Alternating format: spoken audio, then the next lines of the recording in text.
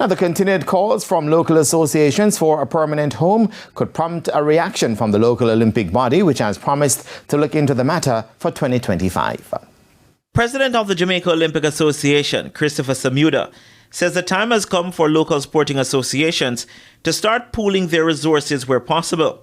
His comments come as the Jamaica Table Tennis Association continues its search for a training center as players prepare for their upcoming regional tournaments. Samuda says the JOA will have to look at possible solutions, which could mean a sharing of space. The Jamaica Olympic Association has always invested in sport. And what we have said, let us look at how we can coalesce sports together, because it may be challenging for one association to have a home. Let us see how we can pull our resources together and call it not only a home for one association, but a home for 3 or 4 associations. So that is always on our strategic plan. We are going to be looking at it this year quite closely to see how best that we can now combine the efforts of our member association, identify a place or places so that they can call a home, and then work out logistically how seamlessly trading can go on at the respective homes. Meanwhile, JTTA President Ingrid Graham says there is ongoing discussions with other associations on how a shared approach could work. Actually, we've been speaking, badminton and myself and basketball, and we're going to approach volleyball as well, so the ball sport. So basically, yes, if we can get a space to facilitate all ball sports, then that would be excellent. So we just work on a time schedule, and when we have competition, we will still share the space.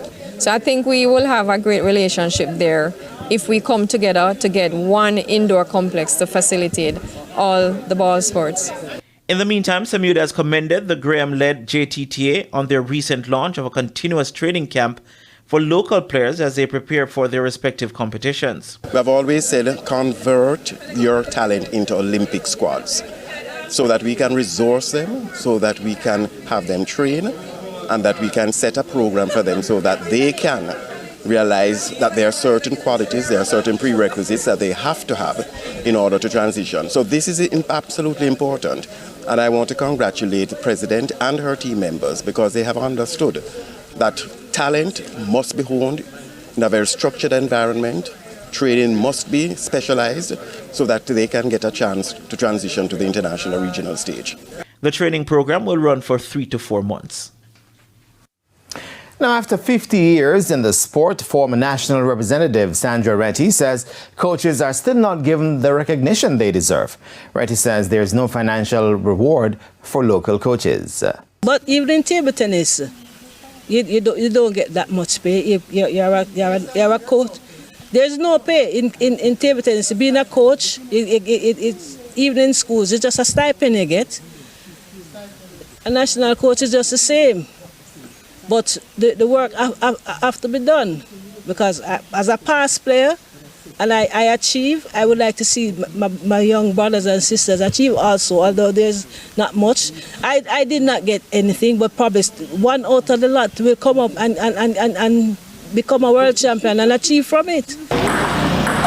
One of the issues Retty believes is holding back the development of local players is the lack of investment in technology.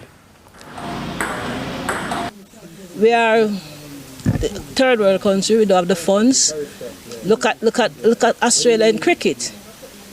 They have the technology.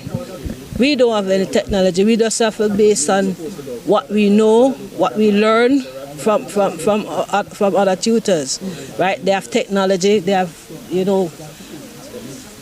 they can switch a player from being an attacker to a defender, because they have the technology to do that. Retty represented Jamaica at the Table Tennis World Championships as well as the Commonwealth Games. Right then.